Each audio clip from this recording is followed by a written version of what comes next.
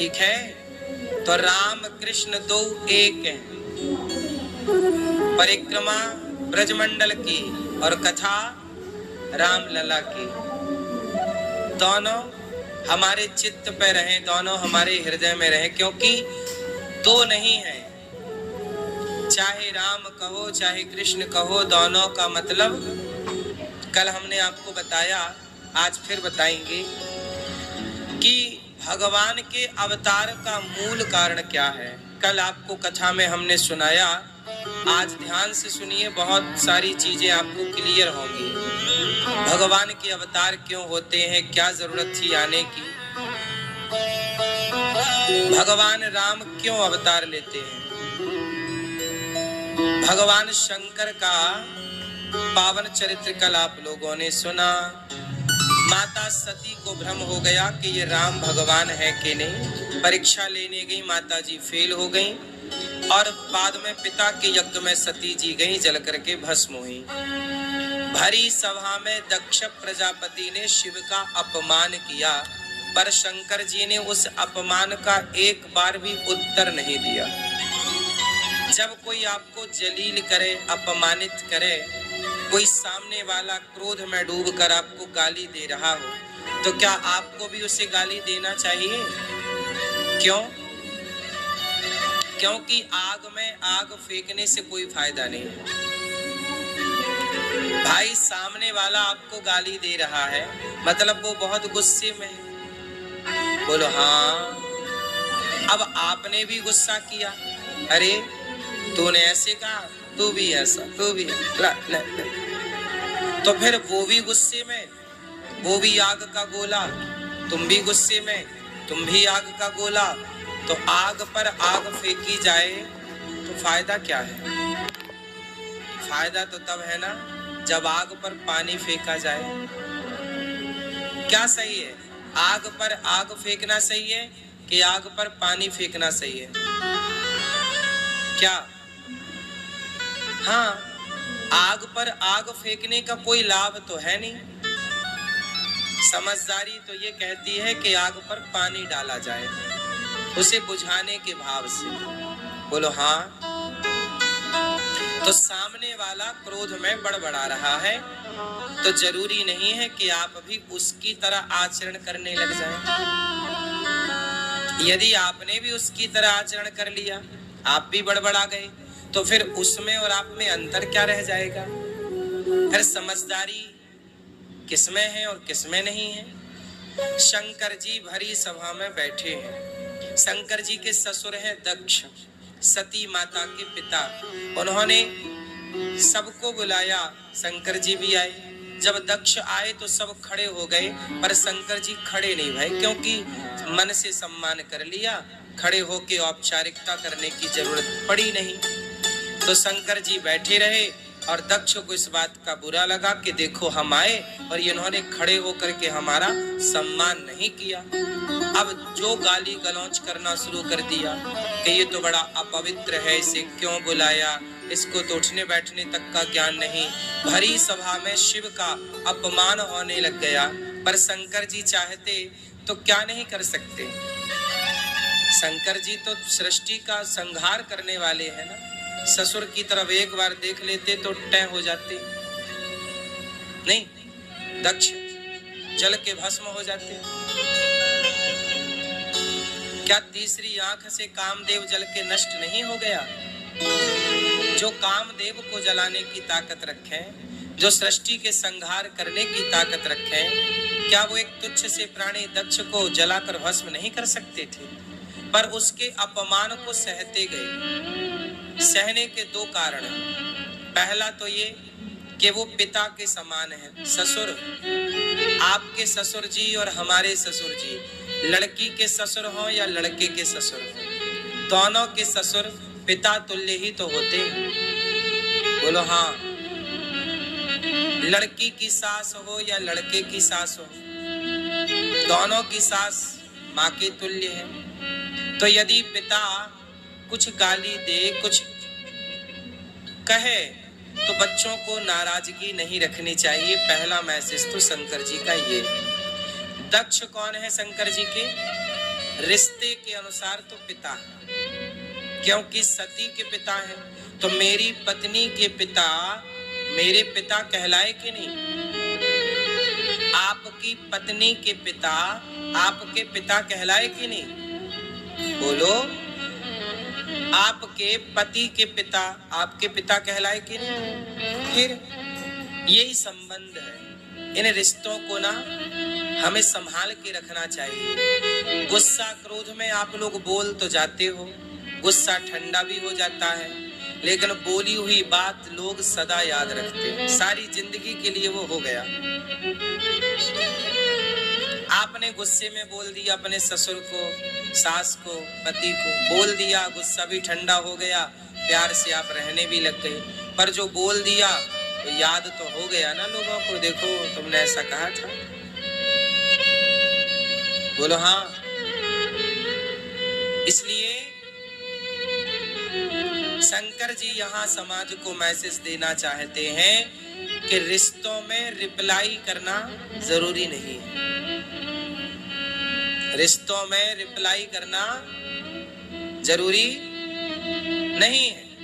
आप हमारे रिश्तेदार हैं, आप हमारे अपने हैं। यदि आप हमें कुछ कह रहे हैं, डांट रहे हैं, तो हमें जरूरी नहीं है कि हर बात को हम पलट कर जवाब दें। नहीं, जरूरी है? बताओ। कई बार कई जगह चुप रहना भी समझदारी होती है। बोलो हाँ। तो दक्ष प्रजापति गाली दे रहे हैं शिव को और शंकर जी चुप हैं, तो समझदार कौन है? गाली देने वाला या चुपचाप गाली सुनने वाला? बोलो। फिर तुम्हारा बड़ा भाई गाली दे रहा है, तुम्हारा छोटा भाई गाली दे रहा है, तुम्हारी देवरानी जेठानी गाली दे रही है, तुम्हारा दोस्त गाली दे रहा है, तुम्हारे अपने गाली दे रहे हैं, तो जरूरी नहीं है कि हम भी उनकी तरह बिहेव करने लग जाएं। क्यों जी? सही। वो आग का गोला बना हुआ है तो हम पानी लेकर खड़े हो जाएं। शंकर जी ने कोई उत्तर नहीं दिया, आप भी कभी उत्तर मत दिया करो। उत्तर कहाँ देना चाहिए? कोई आतंकवादी है, कोई तीसरा व्यक्ति है जो आपका रिश्ते में कुछ नहीं लगता, वो कुछ बोल रहा है और आपको लग रहा है कि भाई इसे जवाब दे देना सही है, तो उसे जवाब दे देना चाहिए। कोई दूर का रिश्तेदार है, कोई अपमान की भावना से आपको उंगली कर रहा है, आपके पास सुव्यवस्थित शब्दावली है तो आप उसे जवाब दे सकते हैं, लेकिन जवाब ऐसे देना सीखो जिसमें गालियां ना हो। बिना गाली के भी आप बात कर सकते हैं और वो बात भी बड़ी भारी हो सकती है। जरूरी नहीं है कि तुम हमें माँ बहन की गाली दो तो हम भी तुम्हें माँ बहन की गाली दें। नहीं, गालियां समाधान कहाँ है? महाभारत के युद्ध हुए, उन युद्धों में भी कठोर शब्दावली का प्रयोग हुआ है।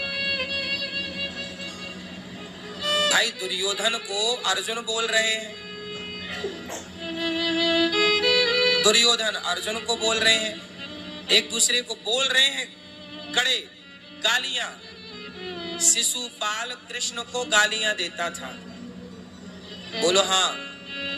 लेकिन गालियां में कोई माँ बहन की गालियां थोड़ी देता था।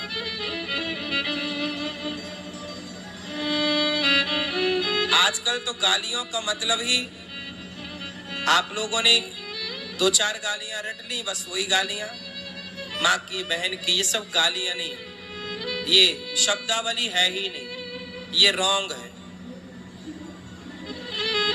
कठोर शब्द भी अलग तरीके के होते हैं, उनका प्रयोग करके आप समझदारी का परिचय दे सकते हैं। क्रोध भी करने पर क्रोध में भी संयम होना चाहिए, क्रोध में भी आप पर आपका कंट्रोल होना चाहिए। ये शंकर जी सिखाना चाहते हैं। क्रोध करो, क्रोध करने, लोग कहते ना क्रोध नहीं करना चाहिए, नहीं, क्रोध करना चाहिए। क्रोध करना अच्छा है, पर वहां जहां क्रोध की जरूरत है। जब द्रौपदी की साड़ी उतर रही थी, द्रौपदी पुकार रही है, बचाओ बचाओ, वहां पर किसी को क्रोध नहीं आया, जबकि वहां क्रोध आना था भीष्म पितामह को, क्रोध आना था गुरु द्रोणाचार्य को, क्रोध आना था वहां पर, लेकिन वहां पर क्रोध नहीं आया। क्रोध अच्छी चीज है।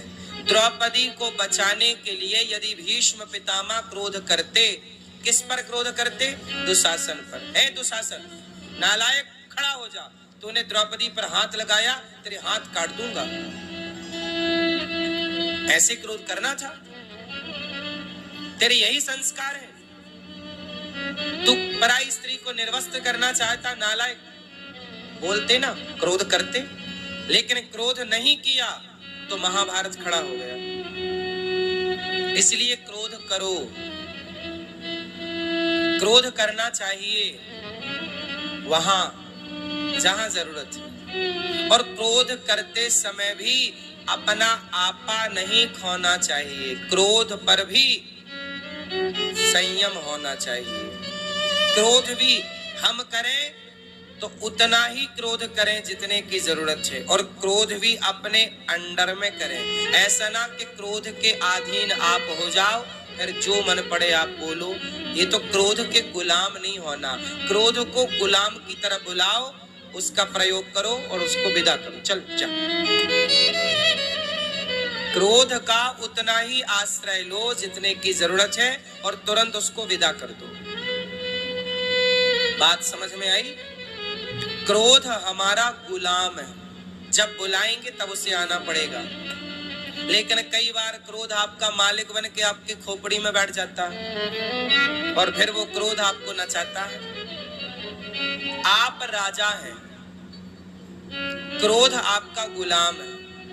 आप राजा हैं, लोभ आपका गुलाम। लोभ क्या है? आपका गुलाम। क्रोध आपका गुलाम। वासना, काम, जिसे काम कहते हैं, काम आपका गुलाम है। काम, क्रोध, लोभ, अभिमान, एटीट्यूड, ये सब आपके गुलाम है। पर आप लोगों को इन्हें कंट्रोल करना आया नहीं, तो ये लोग आपके सिर पर चढ़ गए। वही बात है ना कि आप लोगों को बच्चे कंट्रोल करने नहीं आते, तो बच्चे आपके सिर पर चढ़ जाते हैं। जब बच्चे कंट्रोल करना तुमने नहीं सीखा, तो काम, क्रोध को कंट्रोल करना क्या सीखा होगा? आपने गीत सुना होगा, चाहे बेटा कितना प्यारा हो, उसे सिर पे चढ़ाना ना चाहिए। चाहे बेटी कितनी सुंदर हो, उसे घर घर घुमाना ना चाहिए। जिस भजन में राम का, आप लोगों को सब कुछ आता है, हमें बताने की क्या जरूरत है?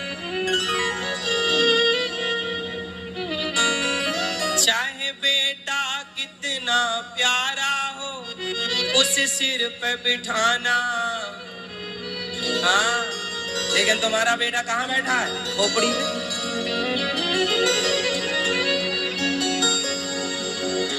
तुम्हें बच्चों को कंट्रोल करना आता नहीं है, घर परिवार को कंट्रोल करना आता नहीं है। सुनो, जो व्यक्ति स्वयं को कंट्रोल कर सकता है, वही सबको कंट्रोल कर सकता है। जो स्वयं को कंट्रोल नहीं कर सकता, वो किसी को कंट्रोल।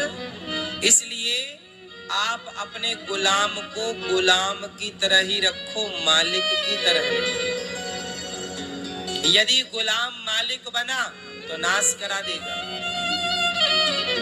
क्रोध आपका गुलाम है, बोलो है कि नहीं? लेकिन आपने उसे नाक में बिठा रखा है। गुस्सा कहाँ रखा है? नाक में। शंकर जी क्या कर रहे हैं? दक्ष गालियां दे रहे हैं, शंकर जी चुपचाप खड़े हैं, कोई रिप्लाई नहीं। क्या रिप्लाई करें? ससुर जी हैं, रिश्तों में कहाँ लड़े, समझदारी है कि लड़ो मत चलो। शंकर जी चले गए, पहला।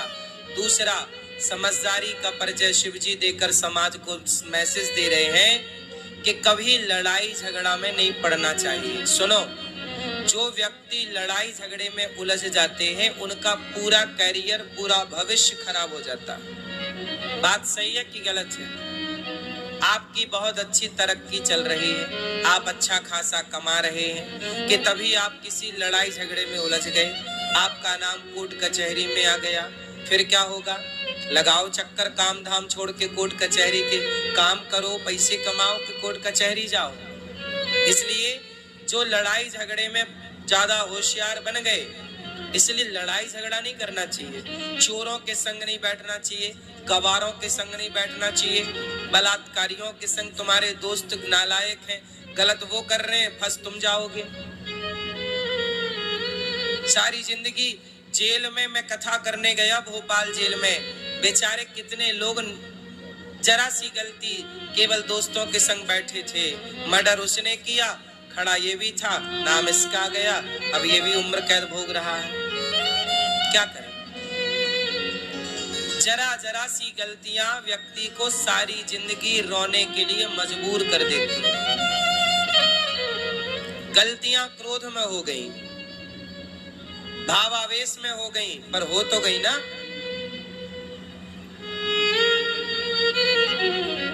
एक बेटे ने वहां पर था जेल में अपराधी, शराब पी के आया, पिता ने डांट दिया, क्यों रे शराब पी के आया, नालायक कहीं चल।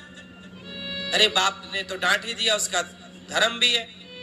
तो बेटे के हाथ में वहां कुल्हाड़ी रखी थी, उसने उसको देखो, वो तो शराब में था, उसे नहीं पता कि कुल्हाड़ी है कि क्या। शराब में आदमी अंधा हो जाता है, इसलिए मना करते हैं शराब ना पिया करो, लेकिन पीने वाले कहते हैं अरे ये तो लिक्विड फॉर्म है, पानी है, क्या होता है। जेलों में जाकर देख लो, शराब पी करके जिंदगी तबाह नरक बनी है शराब के कारण। शराब पी के बाप ने जरा डांटा, उसे होश था नहीं, उठाया कुल्हाड़ी और उसे लगा क्या है, बाप की तरफ फेंका, सचमुच बाप की गर्दन में जाके लगी, बाप मर गया। अब उम्र कैद भोग रहा है। अब जब नशा उतरा तब तक तो वो जेल में पहुंच गया। अब पियो शराब, पी के क्या पा गए? 20 साल की सजा पा गए, उम्र कैद पा गए। ये है शराब का मजा। बाप भी चला गया तुम्हारा, बाप को मारने की हत्या कलंक भी लग गया, ईश्वर के दरवाजे पे क्या मुंह दिखाओगे कि बाप को मार के आए हो?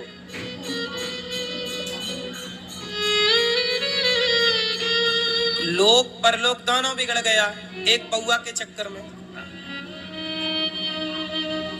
इसलिए समझदार नहीं है ये लोग, एक नंबर के बेवकूफ हैं, जिनका खुद पर कंट्रोल नहीं है, क्रोध पर कंट्रोल नहीं, खाने पीने पर कंट्रोल नहीं, शराब पिए जा रहे हैं। कंट्रोल कर भाई, तेरा शरीर है, तू पी रहा है, तेरे ही बिगड़ेगा और किसी का नहीं। हम तो समझा रहे हैं, बिगड़ना किसका है फिर?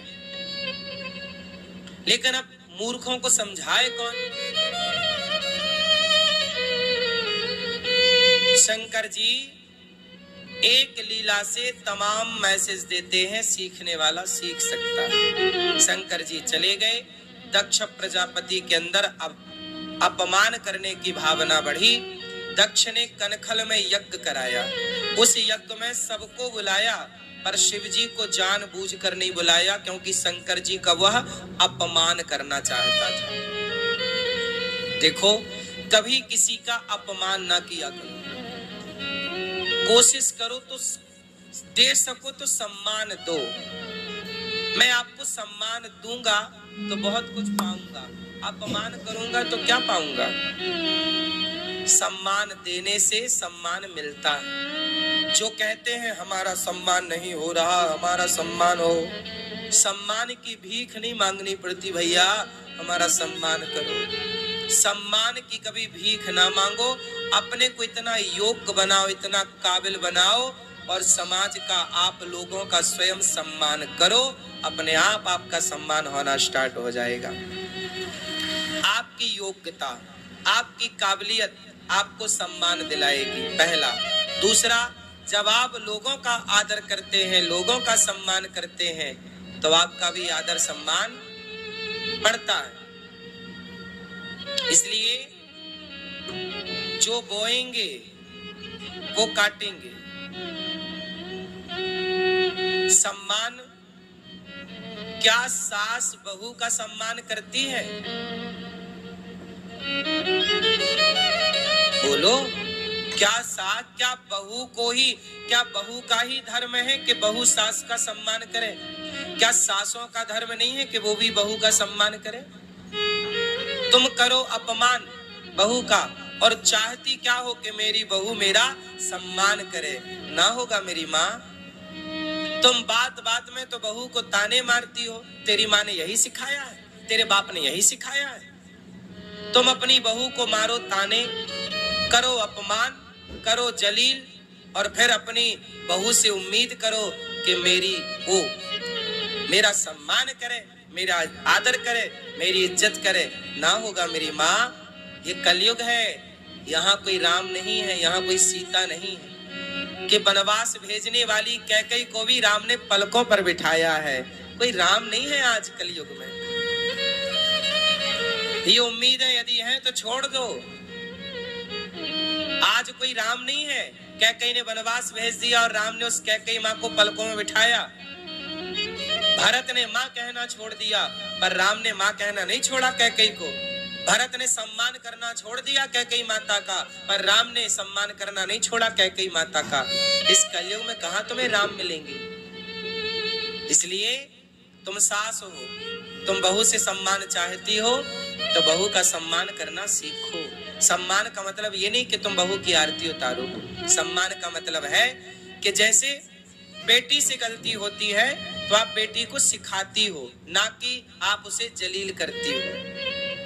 बेटी के हाथ से गिलास टूट जाए कांच की, बेटी के हाथ से दाल में नमक ज्यादा हो जाए, बेटी के हाथ से खीर जल जाए, बेटी के हाथ से हलवा जल जाए, तो आप उसे सिखाओगी कि बेटा हलवा ऐसे नहीं ऐसे बनाते हैं, खीर ऐसे नहीं ऐसे बनाते हैं, साग दाल ऐसे नहीं ऐसे बनाते हैं। लेकिन बहू से बिगड़ जाए, सब लोग बैठे हैं 20 लोग खाने के लिए, बहू के हाथ का खाएंगे नहीं बहू का, तभी बेचारी नई नवेली दुल्हन है, हाथ कांप रहे, जल्दी जल्दी में नमक ज्यादा डाल दिया, और नमक ज्यादा डाल दिया तो खाने वाले मजाक करे, इसकी माँ ने देखो यही से नमक तक का डालने का तो ज्ञान है नहीं, बड़ी बहू बनती है। बड़ी माँ कह रही थी कि मेरी बहू तो बड़ी गाय है, गाय।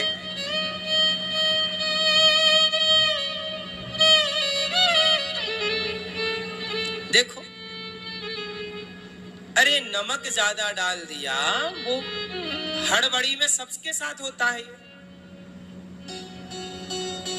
इसलिए रिश्तों की शुरुआत ना प्यार से हो, तानों से ना हो। बोलो हाँ। एक दोहा याद करो, रही मन धागा प्रेम का, आगे बोलो आप। रही मन धागा प्रेम का, मत तोड़ो चटकाए, टूटे से फिर ना जुड़े, जुड़े तो गांठ। सम्मान बेटी बहू का भी करो, बहू का सम्मान बेटी की तरह करो, और सास का सम्मान माँ की तरह करो। बस इतना सम्मान देकर देखो, आपको सम्मान ना मिले तो कह देना। सम्मान चाहिए सबको, पर सम्मान लोग देते नहीं। हाँ या ना? चाहिए सबको।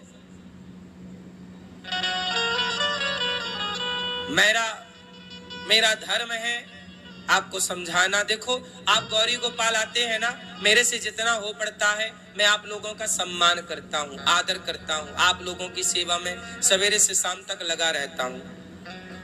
गौरी गोपाल से कोई एक व्यक्ति भी कभी निराश होकर ना जाए, उदास होकर ना जाए, परेशान होकर ना जाए, ये मेरा प्रयास रहता है। और मुझे पूरा विश्वास भी है कि यहाँ से कोई उदास, परेशान, निराश होकर नहीं जाता। क्यों जी, बात सही है? मेरा प्रयास तो सबके लिए यही है कि कोई परेशान होकर ना जाए, उदास होकर। जब मैं इतने लोगों को प्रसन्न रख सकता हूं तो आप परिवार के 4 लोगों को प्रसन्न नहीं रख सकते? बताओ, कठिन काम ज्यादा लोगों को प्रसन्न करना कठिन काम है कि कम लोगों को? ज्यादा लोग, गौरी गोपाल में कितने लोग, अच्छा ये बताओ, हमारे कार्य से आप कितने लोग प्रसन्न हैं? हमारे व्यवहार से आप कितने लोग प्रसन्न हैं? प्रसन्न हैं? हमारी कोई बात आपको बुरी तो नहीं लगी? हमारा कोई व्यवहार आपको परेशान तो नहीं किया? तो जब हम आपको इतने लोगों को प्रसन्न रखने का प्रयास कर सकते हैं और हमें प्रसन्न रखने में कुछ कुछ कामयाबी भी मिल जाती है, तो फिर आप अपनी एक बहू, एक सास, एक पति, एक पत्नी, एक जेठानी, एक देवरानी, एक ही तो है सब कुछ लगभग आजकल, एक बेटा, एक बेटी, हाँ या ना? तो प्रसन्न रहो और प्रसन्न रखो।